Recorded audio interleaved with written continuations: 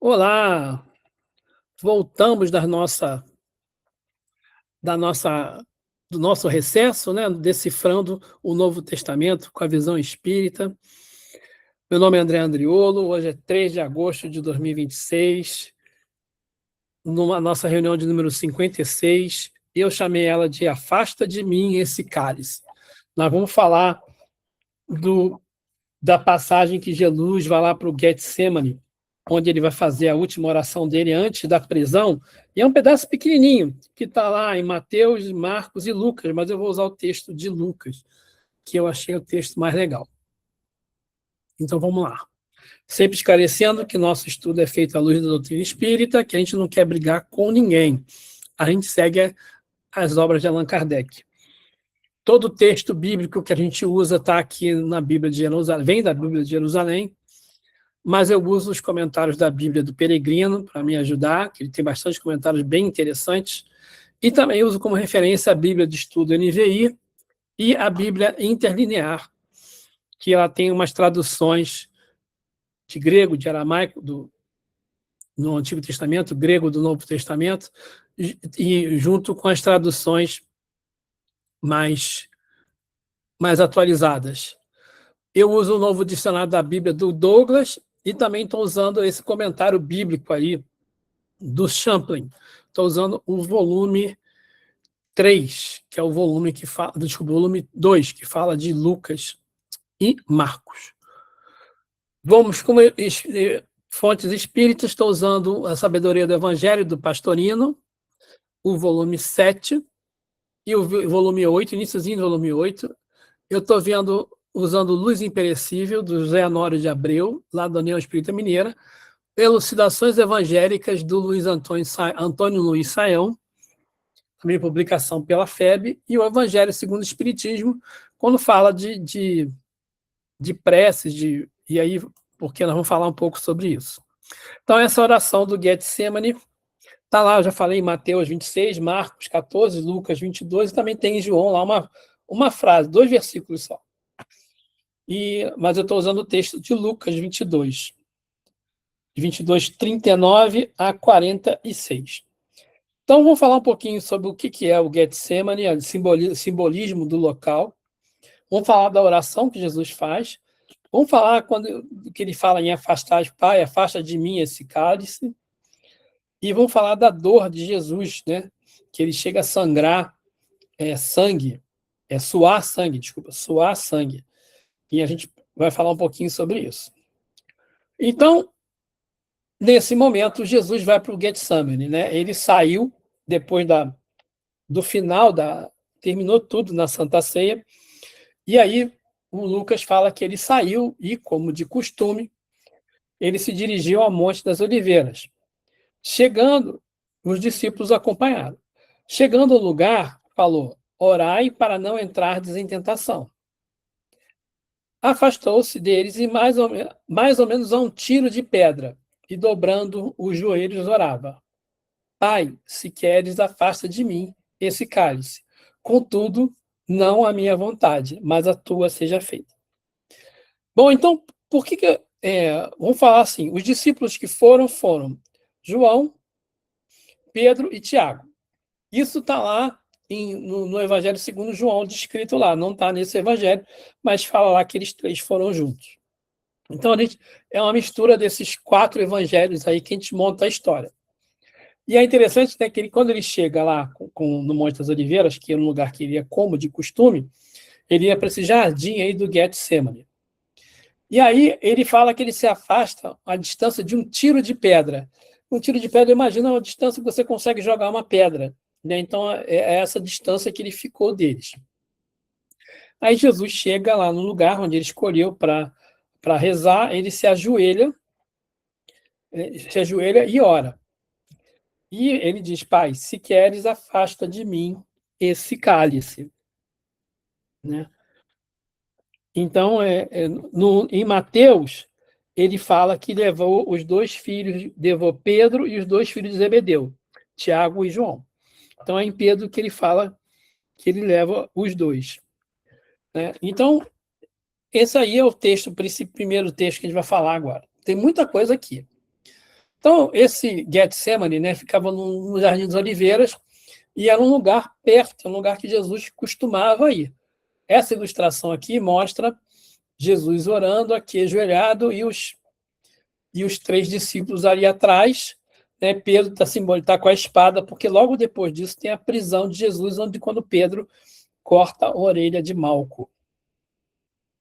E Getsemane, essa palavra aí em aramaico, né, era um lugar onde era a essência do azeite, né? O azeite era extraído, né, na prensa. Então eles esmigalhavam com a prensa, né, com aquela mó, né, pedra de mó do moinho, elas esmigalhavam a, as azeitonas e dali ia tirando o azeite.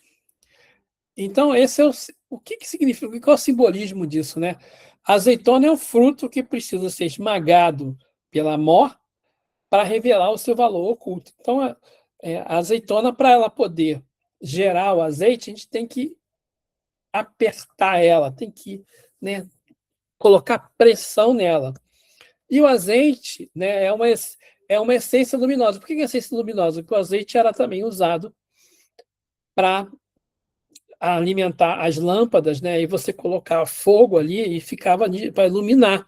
Então, era uma essência, considerada uma essência luminosa, né? Então, aí é uma simbolia, um simbolismo, né? Que o azeite que é usado para fazer luz, né? E a dor e as provações que a gente sofre, né? Atuam como a prensa na azeitona, vão ajudar a gente a extrair da alma a luz que alimenta a candeia.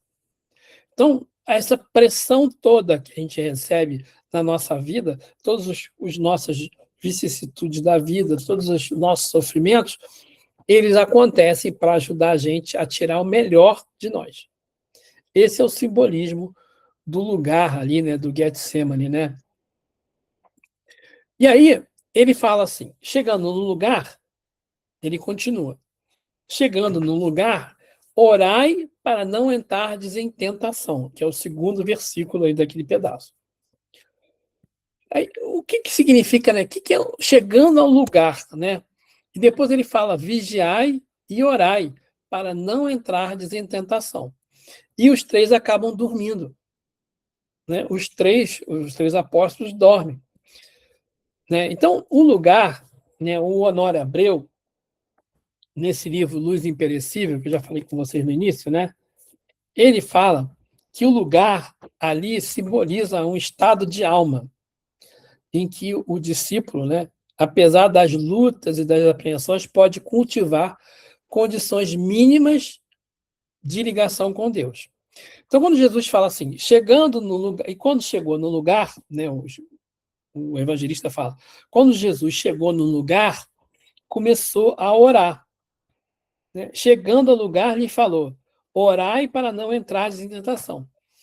Quer dizer, quando chegar num estado de alma que vocês já sofreram bastante, já aprenderam bastante com a prensa da vida, da dor, do sofrimento, vocês devem entrar em oração para se conectar, se ligar a Deus. Devem fazer isso. Você já tem condições de se ligar a Deus, né? E aí, continua o texto. Afastou-se deles mais ou menos a um tiro de pedra, e dobrando os joelhos, orava. Pai, se queres, afasta de mim esse cálice. Contudo, não seja feita a minha vontade, mas a tua vontade seja feita. Olha só que interessante. Né? Então, Jesus ali, ele orou sozinho. E era costume daquele tempo a gente orar em pé, olhando para cima. Né? E não era costume se ajoelhar e pedir a Deus. Isso está lá naquele introdução e comentário ao Evangelho de Lucas, do Leon L. Morris. Então, é um dos comentários bíblicos aí que eu tenho. E é interessante porque ele fala assim, a diferença que foi, né, de Jesus chegar e a se ajoelhar para orar. não era normal a pessoa ajoelhar para orar. Olha só que interessante. E Jesus, então, orou de joelhos. Nesse momento, em especial, ele ficou de joelho. E o cálice, no Antigo Testamento, é associado com o sofrimento e com a ira de Deus. Então, eu peguei um exemplozinho lá de Jeremias, né? O Jeremias, em 25:15, ele fala assim: porque assim me disse o Senhor, o Deus de Israel, toma da minha mão esse cálice do vinho da minha ira e dá-o a beber a todas as nações às quais eu te enviar. Então, lá no Antigo Testamento, né, eles associam o cálice ao sofrimento a ira de Deus. Então, Jesus ali está pedindo para que que Deus livre ele da ira de Deus. Então, o cálice no Antigo Testamento tem associação com o sofrimento e a ira de Deus. E aí, então, Jesus chega e fala: Pai, afasta de mim esse cálice. Mas ele fala ali: faça-se a tua vontade e não a minha. Então, ele se coloca, né, Jesus ali, se coloca de maneira humilde, dizendo assim: não, que tem que ser feita a vontade de Deus, não a minha. Jesus pede para que, se puder, afastar dele o sofrimento, mas que seja feita a vontade de Deus. Esse texto aqui eu fiquei meio assim, o que significa isso, né? Então, o próprio comentário bíblico fala ali que Jesus ora para que a vontade de Deus seja feita. E diz especificamente que não se faça a vontade de Jesus. Não quer dizer, não quer dizer esse texto não quer dizer que a vontade de Jesus está em oposição à de Jesus. Aí ele fala: o próprio fato de proferir essa oração demonstra que não está. Trata-se, pelo contrário, de uma forte afirmação de seu desejo que a vontade do Pai prevaleça. Então, quando Jesus pede para afastar o cálice dele, ele está falando: poxa, né? Se der para afastar, se não for o momento, tudo bem. Mas se for a tua vontade que eu venha passar pelo sofrimento do Calvário e da crucificação, que a sua vontade prevaleça. Né? Então, esse é o texto ali do, do, do Evangelho de Lucas. E aí, outra coisa interessante que ele fala ali é que qual deve ser a postura íntima do cristão, né? Porque Jesus vai para aquele lugar, se ajoelha e pede. A gente, quando ora, né, a gente pode pedir. Outro dia, eu fui, acho que foi na Bauer Fest. Eu fui lá num domingo e estava tendo uma missa. Porque foi no dia do dia 29, né, que no dia do padroeiro da cidade e tal, do dia do colono. Estava tendo uma missa aberta lá, uma missa campal. E o padre estava falando lá, fez lá a pregação dele. Aí depois, na hora de fazer a prece final, o padre falou assim: olha, todo mundo que estiver orando aí, vamos pedir o que vocês quiserem. A prece é um momento em que você pode pedir o que você quiser. Qualquer coisa você pode pedir, mas Deus só vai dar a você, só vai deixar você obter o que você merecer. Olha só. Isso é o padre falando. Eu fiquei prestando atenção. E aí, na hora de rezar, ele rezou Pai Nosso e Ave Maria. Mas é interessante que eles entendem, né, o pedir obtereis. Né? A gente pode pedir. Então, mas como é que é? O que significa pedir? Qual deve ser a minha postura íntima? Né? Então, a Joana de Ângeles, né, está um texto meio complicado, mas a Joana de Ângeles nos convida a outorgar para o nosso espírito apenas deveres, abdicando de exigências. O único direito do discípulo é servir cada vez mais, tomando Cristo como modelo e guia, permanecendo fiel e puro, e imune à sordidez das tentações. A Joana de Ângeles é bem dura, né? Falando que a gente tem que sempre pedir, só pensando nos deveres, mas a gente sofre, né? A gente pode pedir para aliviar o sofrimento. Lá naqueles salmos lá do Antigo Testamento, Davi várias vezes quando faz o salmo, é engraçado que uma vez ele está com raiva, né? Ele reclama de Deus, porque Deus está fazendo ele sofrer. Então a gente pode pedir, né? Então, Joana de Ângeles é bem dura nesse assunto, mas eu acho que a gente pode olhar para isso de uma maneira diferente, né? Eu posso ser usar o momento de oração para pedir uma coisa que eu estou sofrendo muito, que a gente possa sair daquela dor, porque a gente sofre muito em muitos momentos, a gente fica apreensivo, e com várias situações da vida. Então, a gente pode pedir sempre, mas desde que maneira ele se coloque de maneira humilde. Por isso, quando ela fala aqui para a gente se manter imune à sordidez das tentações, isso é muito difícil, né? A gente sofre tentações.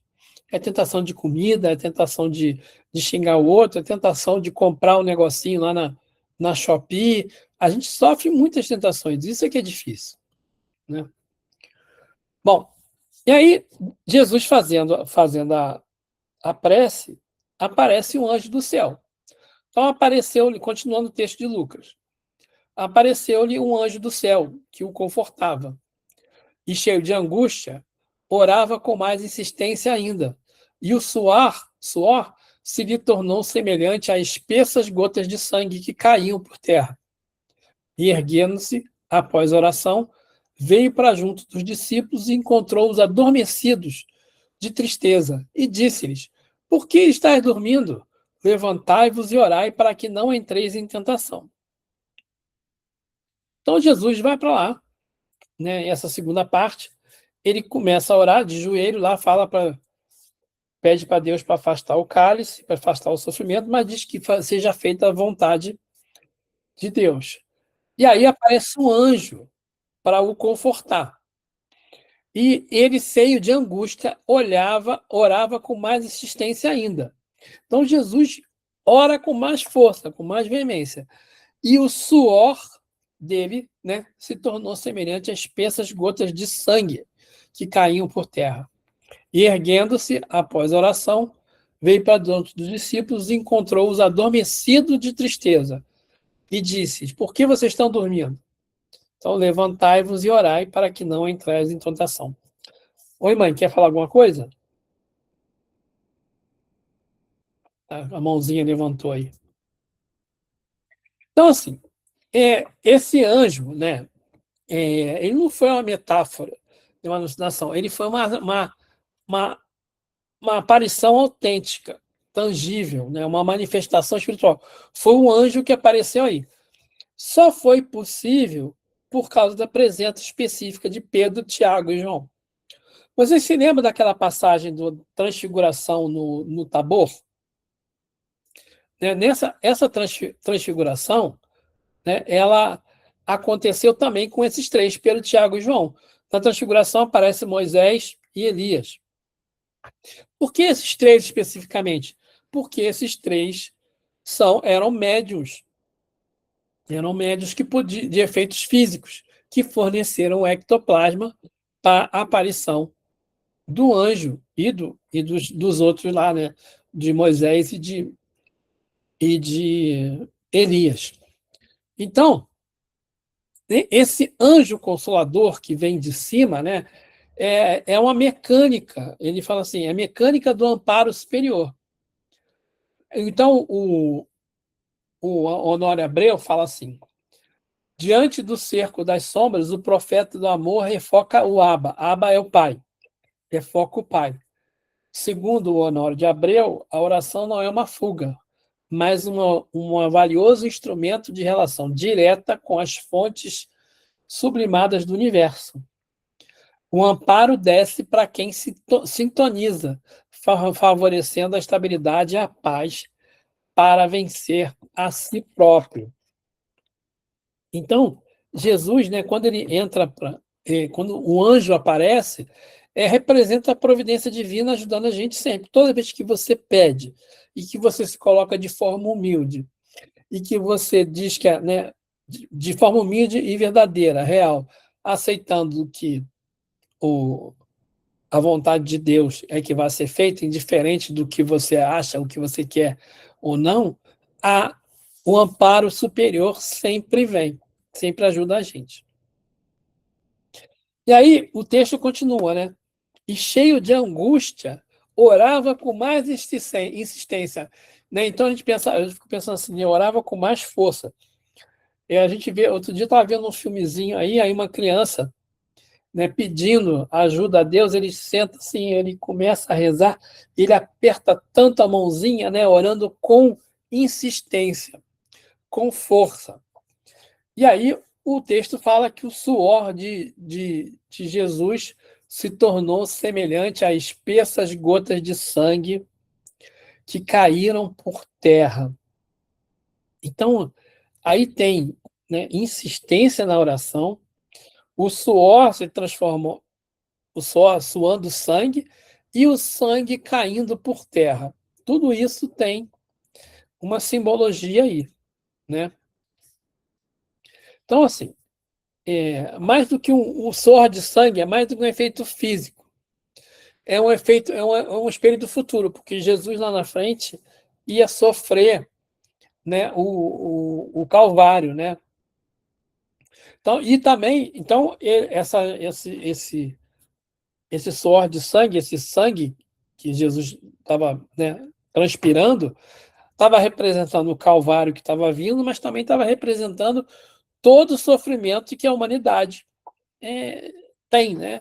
Então, e é interessante que aquilo, né, rezava com insistência e ele suava sangue e esse sangue caía por terra, né? E a gente vê que o sangue, né, a humanidade tem derramado sangue na terra por séculos e séculos e séculos, né? E aí, no final, ele fala: vocês têm que, né, ora, porque estás dormindo, levantai-vos e orai para que não entreis em tentação. Então, ele pediu para eles vigiarem e para eles orarem. Então, vigiar é ação. Você tem, como diz lá o texto ali, né, precaução e cuidado. O vigiar é a vida externa, representa a vida externa, é você trabalhar, né, trabalhar na sociedade, trabalhar para ganhar o seu sustento, defender defesa da vida através das suas próprias atitudes, são seus exemplos. E a orar é a conexão. Então, vigiar é ação, orar é conexão. Né? É um momento de adoração, é um momento que você vai se aquietar, representa a vida interna, a comunhão constante com o poder divino e o crescimento para a luz. Se a gente conseguir agir vigiando e se entrar em conexão orando, o nosso resultado vai ser estabilidade, equilíbrio e a real capacidade de evitar a tentação. Então, por isso que a gente precisa juntar o vigiar com o orar. Né? É meio que a Joana de Anjos estava falando ali, só que ela foi muito dura naquele texto. Mas a gente precisa realmente, né, agir com precaução e cuidado. E a gente precisa também entrar em estado de adoração e de aquietamento, para que a gente consiga, né, estabilidade, equilíbrio e a real capacidade de evitar a tentação. É isso que Jesus estava falando para eles, né? E o que é interessante, né, a Joana de Ângelo, naquele texto, ainda fala assim, que essa passagem, né, mostra que ela compara o sono dos três, ela diz que os três dormiram porque eles foram atacados por espíritos obsessores que induziram neles sono. Porque o texto de Lucas fala que eles estavam muito tristes e foram dormir.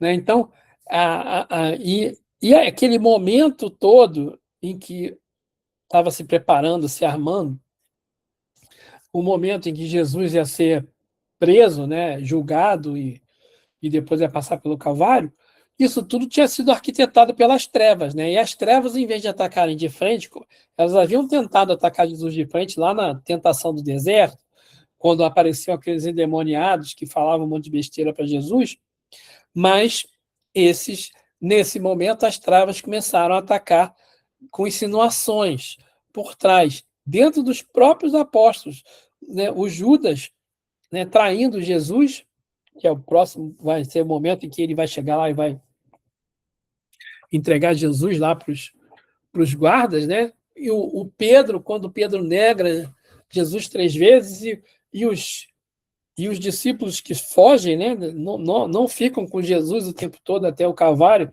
só João que assiste lá a crucificação de perto. Então, por quê? E todo mundo está sendo atacado pelas trevas, são processos obsessivos. As trevas não atacam apenas de forma aberta, mas com insinuações. E o próprio passado da gente facilita, serve de porta de entrada para esses espíritos obsessores, para essas insinuações. Então, a gente precisa realmente, né, entender a nossa responsabilidade pelas ações e pelas lições que a gente aprendeu, né? Isso é o que a Joana de Ângeles fala para a gente, que a gente precisa, então, vigiar, orar e vigiar, nesse sentido, de que as trevas atacam a gente de maneira sutil.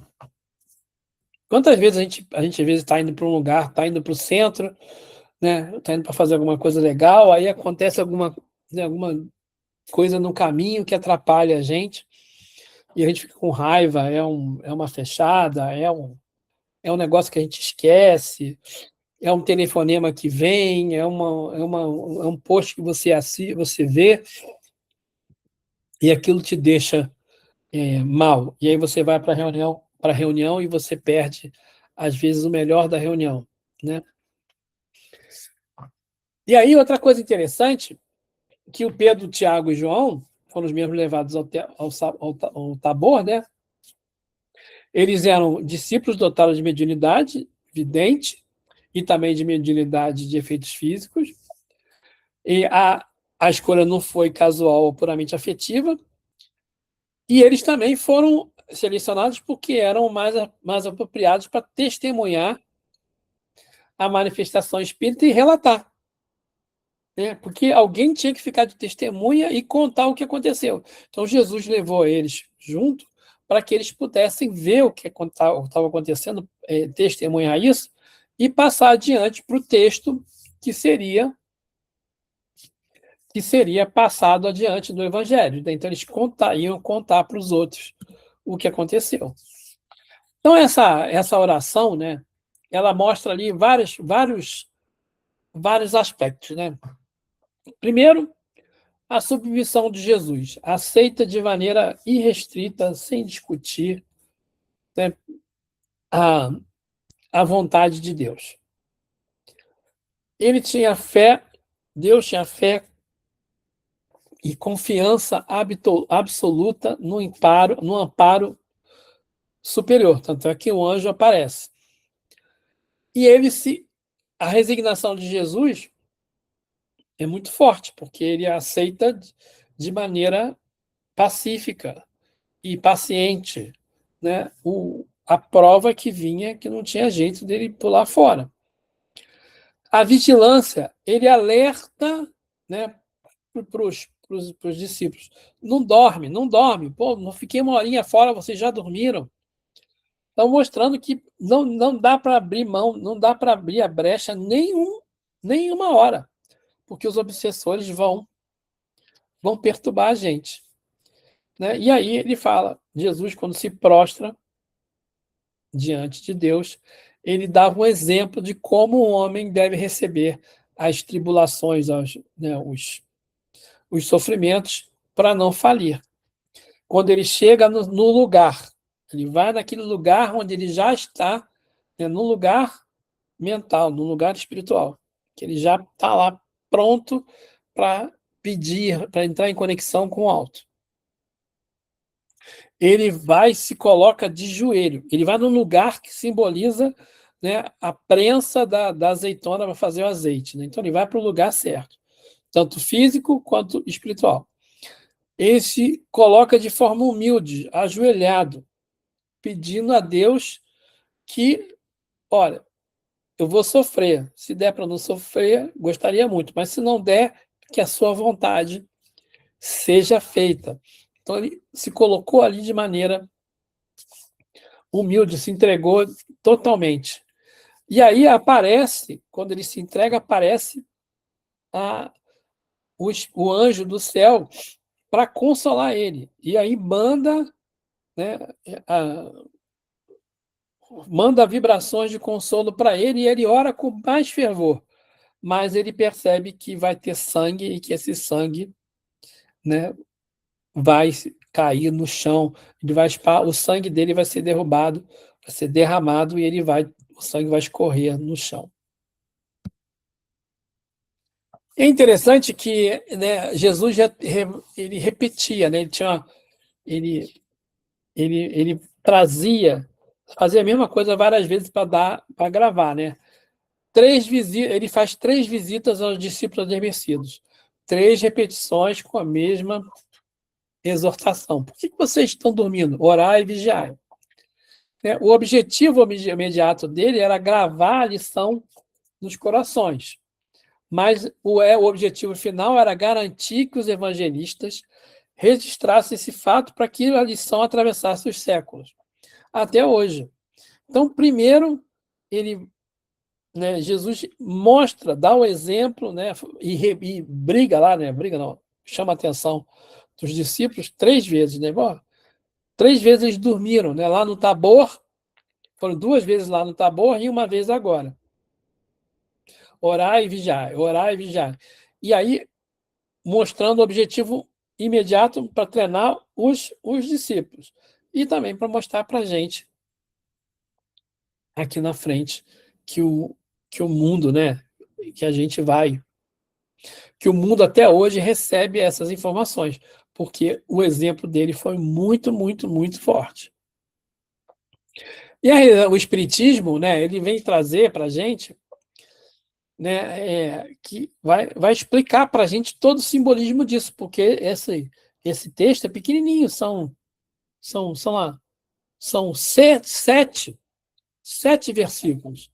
Só que, se a gente olhar só a letra, a gente vai perder a beleza da coisa, né? Então, a letra que mata e o espírito que justifica.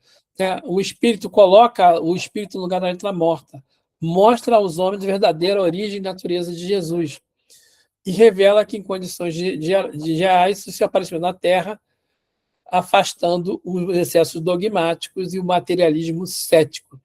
Então, Jesus, quando o Espiritismo analisa a passagem, a gente vai explicar, a gente não vai jogar fora, não vai rejeitar como os céticos fazem, nem vai aceitar as coisas como se fossem milagres, né? Como uma coisa sem explicação.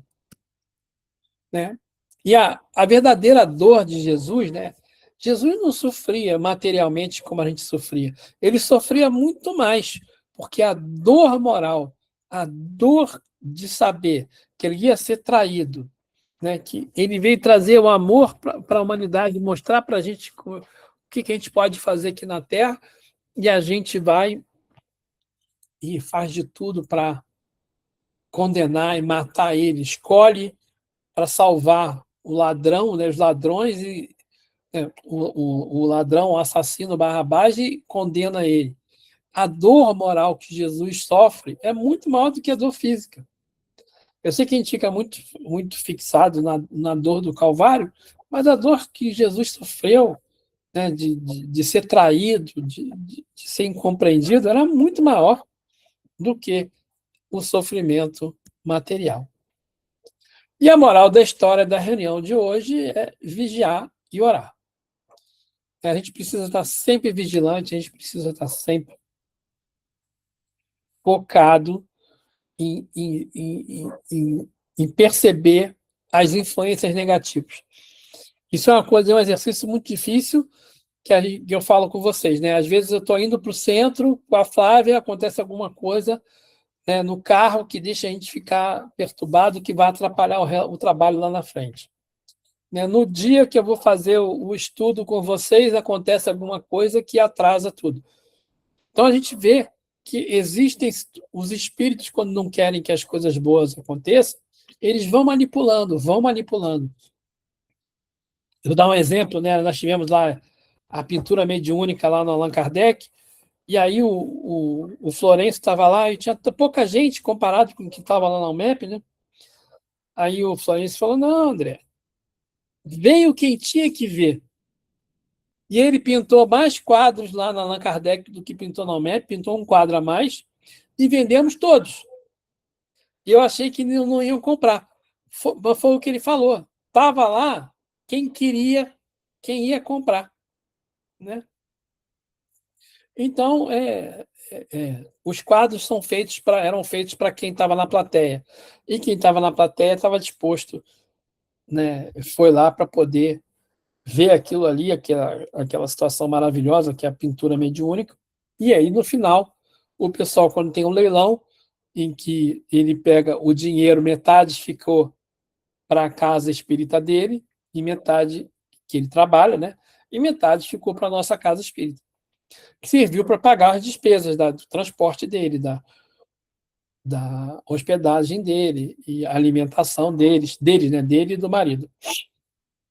E foi tudo feito assim. Então a gente precisa sempre estar vigilante, né, e orar. E foi o que o Florencio falou: André, não se preocupa, vai vir quem tiver que vir. Né? E é porque ele estava conectado com a espiritualidade superior. Ele sabia quem vinha. E aí, quando se concentrou para começar o trabalho, ele já percebeu a vibração boa do lugar, e aí ele pediu a presença dos espíritos amigos, e aí ele conseguiu fazer o trabalho da pintura mediúnica. Né? Então é isso, nosso recado é vigiar e orar. Semana que vem nós vamos entrar na prisão de Jesus. Na segunda-feira, vamos de novo nosso encontro, e aí nós vamos começar naquela parte mais complicada. Tá bom?